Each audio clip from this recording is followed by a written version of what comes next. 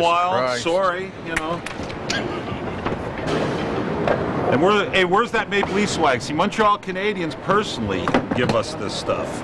I have yet to see anything from Toronto after all these years of playing Maple Leaf Gardens. You know, this is my third tour with this band. Close to 200 shows, probably. I don't even have a Maple Leafs pair of socks.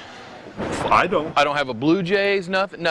You figure working I haven't for... got anything from the Blue Jays, but Montreal Canadiens, being the great team that they are, have come through You figure working time for and time again every time I'm there. the biggest Canadian band ever, right? You'd think. Biggest Canadian band ever. I mean, You'd what? think their hometown of Toronto, the Take care Blue of us a Jays little and the bit. Maple Leafs Just a would little cough bit. up some swag Come for the on. crew. Come on. But no, Montreal Come on, let me hear has it. to. Let me hear it. Speak the truth.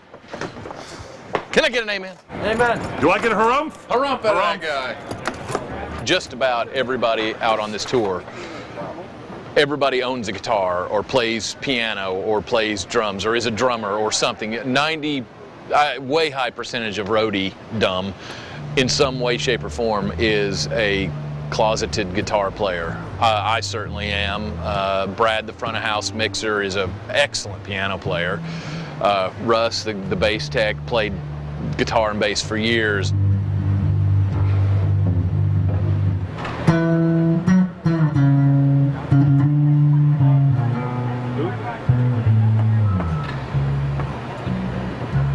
All backline guys secretly want to be rock stars. Even though they claim they don't, they really do.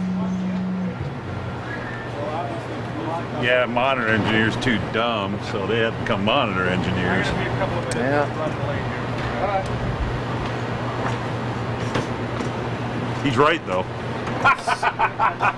Those backline guys wish they were rock stars. If I had the talent to be a rock star, I would. But I don't, so. Brad was a rock star. Brad was kind of a rock star. We're not for a while. going here, okay? Turn that on.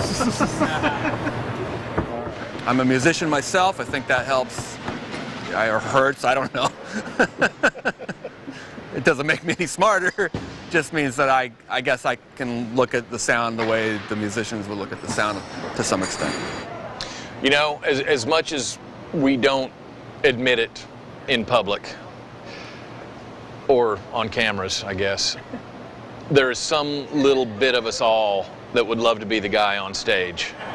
For me, it wouldn't be for the fame. I'm pretty happy with my life with most of the other things that might be involved in being the rock star.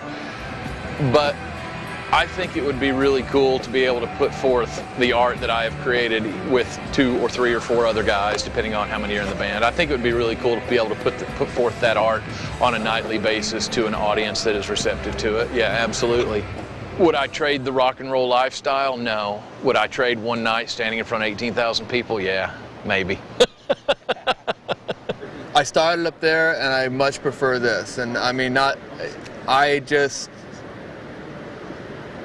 don't want somebody else to tell me what they want and figure out a way to make that happen. I want to sit around and collectively work on a thing and have that be the end result, and then me be in command of it. But I've done that, and it's okay. It's just a whole different headspace. This is how all the lines from the stage, the various microphones and direct inputs get into our consoles. Up on deck, there's the connector that looks a lot like that. It goes to a box that is an input. You plug a microphone into the box. This connector carries, for all practical purposes, 14 microphone cables in it. So that way, instead of having to run a whole crap load of mic cables over to here, our good friend Anson here runs one big cable that carries 14 mic cables. He just plugs it in right here. It's just called a multi-pin, and that's what these boxes do. It's the interconnect to the stage. And what we're doing now is hooking up the various interconnects between the console and our racks to make, hopefully, everything work.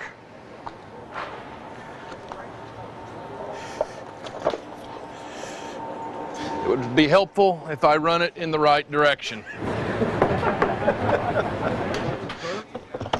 Everything out here, just about everything out here, there's a spare of. There's spares. Yeah. There are pieces that it would be financially unfeasible to carry spares of. For instance, this. You wouldn't carry, well, let me change that. Sound companies wouldn't carry 3 of these. One for monitors, one for front of house. Lighting companies, it is, to be quite honest, de rigueur to carry 3 lighting consoles because their crap breaks. Now, as soon as I say that, tonight my shit will go down, so.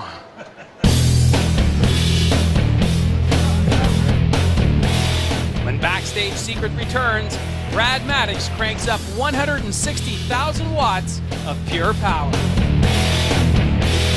I went to college to learn how to do that, you know.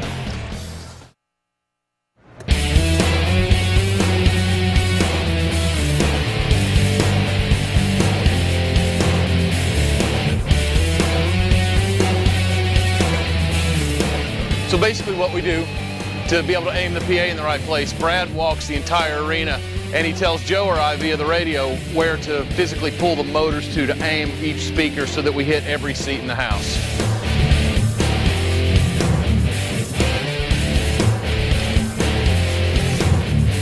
Okay, when you're ready, Brad, we'll bump up on 2. All right, let me get over there. Bumping up on 2. Yeah, that's good. You still okay up there? Yeah, the top's fine. Don't worry about the top. Just trim to the bottom. All right. So basically, Brad just told me that it's where the PA is aimed, because we take it up and then we can physically use those motors to give us the vertical coverage. And we tilt it and point it and do all kinds of fancy things like that. And now it supposedly is hitting every seat in the arena where there's going to be a human ear, in theory. Half the people in this audience don't know what in the hell I do. They have absolutely no clue what I do. And that's just fine with me, actually. I can sit over here and when, you know, Delbert dips up in the 12th row is yelling at me, turn up the guitar, turn up the bass, turn down the vocal, whatever it is, I can just look at him and, you know, hey, that's not me. I'm doing something completely different. But because I have an audio console in front of me, he thinks I have something to do with it, when I don't. My one guy that on this tour has been a little more particular is Alex and his guitar levels. Not good, not bad, not indifferent, just they change based on the room, how much reverberation is in the room. A really reverberant room with a tin roof, and it's really hard to get that guitar to cut through. A really tight sounding, non-reverberant building, and it's very easy to get the guitar to cut through. Plastic seats versus wooden seats versus cloth seats versus vinyl covered seats. How many people? Here's a big weird one. You go into a room this size, if it's winter, the room sucks up more when there's people in than it does in summer with people in. And everybody goes, oh, that makes no sense. Everybody wears long sleeves in the winter. More people wear hats in the winter. Skin is actually quite reflective. Cloth is not. So the guys like having the best equipment, and they allow me to make the choices that I think are the best for them to use. The strange thing about roadiedom, about being a roadie, is nowadays it's a lot easier to do it later into your years. I mean, CB is well into his 50s and George is in his 50s. So we've got some guys that are into their 50s, and I don't want to grow old and die on the road, but it's kind of something that gets into you. The idea of working a 9-to-5 job would involve me going to prison for murder, because I can't do it. I've tried and I just don't like it. I dislike it so much I won't do it.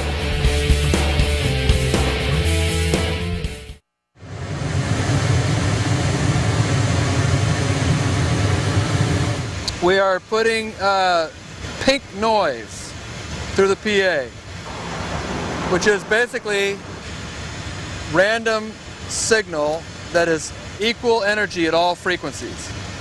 And what we're reading, what it's measuring through the computer, is the response we're getting out of the PA, which of course in a perfect world would be equal energy at all frequencies. It's not, but we get it, so we make some adjustments and try to look at this graph and get out the stuff that's really kind of